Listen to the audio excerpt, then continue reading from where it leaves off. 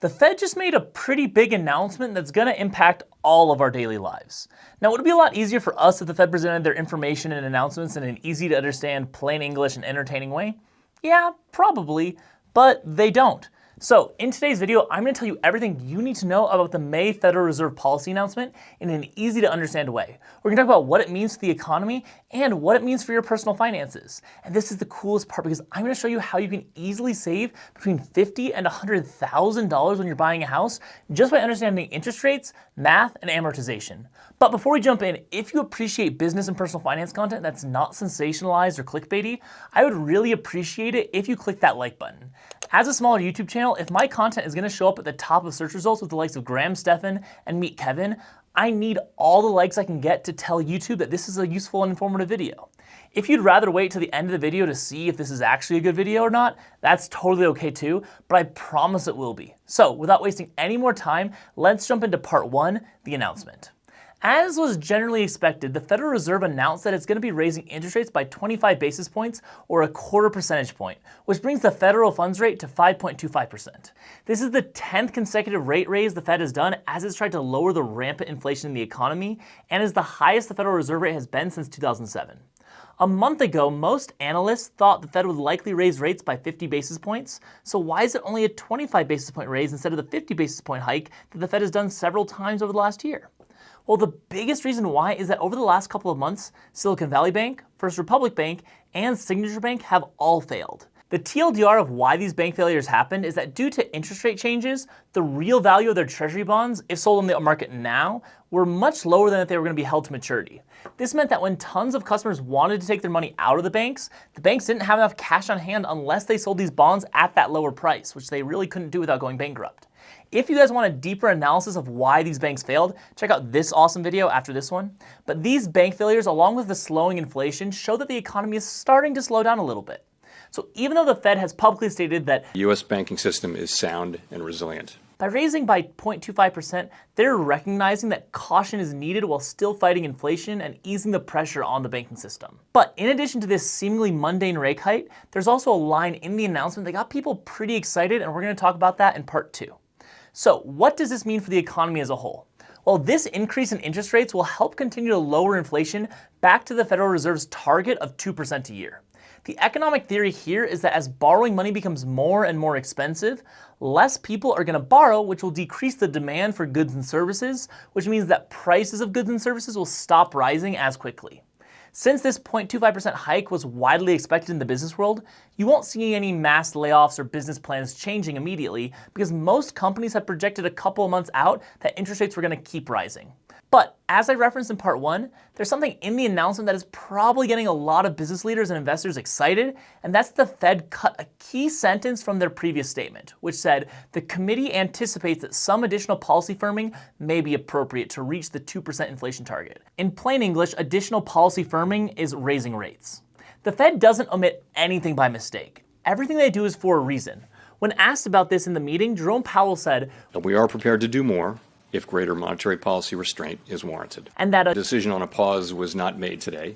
But as I said, they don't make changes without a purpose. And Powell said the change in the statement around the future policy firming was meaningful. This statement is a big deal for companies of all sizes because it means that in the next couple of months, their borrowing costs will stop rising and they're going to be able to hire, invest, and produce more confidently, knowing that they don't probably have to worry about their costs going up. And if anything, the costs are going to go down if the Fed cuts rates as we enter a recession. At the end of 2022, most analysts thought the Fed would pause rate hikes this summer and start to cut them in the fall. But I think that's a little overly optimistic. We've seen investors over and over again be eager with the cutting of rates because interest rates are inversely correlated with stock valuation, especially with tech stocks. So in other words, when rates fall, stocks tend to rise. And when rates rise, stocks tend to fall. Jerome Powell poured water on these optimistic investors' expectations, saying, inflation is going to come down, not so quickly, but it'll take some time. And in that world, if that forecast is broadly right, it would not be appropriate to cut rates, and we won't cut rates. So he's essentially saying that even if inflation comes down and the economy starts to slow, the Federal Reserve is not going to rush to drop rates. So how does this impact you and your personal finances? Well, there are a couple of things that are going to get worse for your wallet over the next couple of years, and a couple of ways you can mitigate those effects and even make some money. First off, this may sound kind of obvious, but we should still probably address it. Mortgage rates, credit card rates, and personal loan interest rates are all going to go up a bit. Before we jump into saving $100,000 on your mortgage, if you have credit card debt or any other kind of consumer debt, the best thing you can do for your personal finances is to pay it off ASAP. Whatever you have to do, do it. Same thing with personal loans. Do what you need to do to pay them off ASAP. Okay, we're going back to mortgages now. If you're in the market for a house, you'll know that the average mortgage rate has been hovering around the low to mid 6% range for the last month. The Fed rate going up will push new mortgages to be even more expensive. So what should you do if you're wanting to buy a house but all the interest rates are crazy high, and let's be honest, there's still not that many houses on the market, so it's definitely a seller's market? Honestly, this may sound crazy, but hear me out, I have proof. You should just keep renting and saving as much money as humanly possible to add to your down payment. And here's why. It's all about amortization. Let's say with the new interest rate hike, you get a 6.9% mortgage rate. Out of your first month's payment of $2,555, only $280 of it, or 11% of the payment, is actually going to your equity. The rest is interest.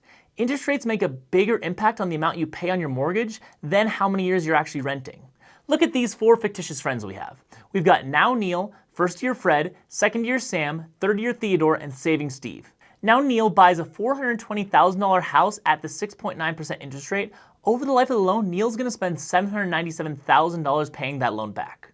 First Year Fred rents for a year at the average rental price of $1,700 a month and gets a mortgage rate at 6% because the Feds cut rates as the economy starts to slow. He only spends $745,000 across the life of the loan, including the rent that he paid. Second Year Sam gets a rate of 5.5% and he spends $728,000 on his loan.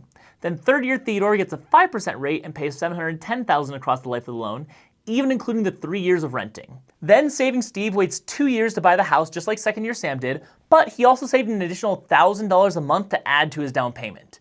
And with this, he gets a smaller loan and only pays $678,000 across the life of his loan, which saves him a whopping $118,000 when compared to Now Neil. And if you're thinking, well, I can just get a house now and then refinance it when rates are lower. And you're right, except refinancing a house usually costs between 2 and 6% of the loan amount, which in this example would be between $6,000 and $20,000. So it's not a free thing to do. Now, to be fair, this recommendation and analysis does rely on the Fed lowering rates to work, but that's probably going to happen as the next couple of years as inflation falls and the economy starts to struggle. But either way, the point is that you probably aren't actually throwing away that much money by renting in 2023 instead of buying a house. And that's everything you need to know about the May Federal Reserve rate hike, along with a pretty handy way to use your understanding of this high interest environment to save tons of money by holding off from buying a house right now. Now, if you guys found this information informative, give this video a like, and if you like learning about personal finance, hit that subscribe button. Thank you guys so much for watching, and I'll see you guys next time.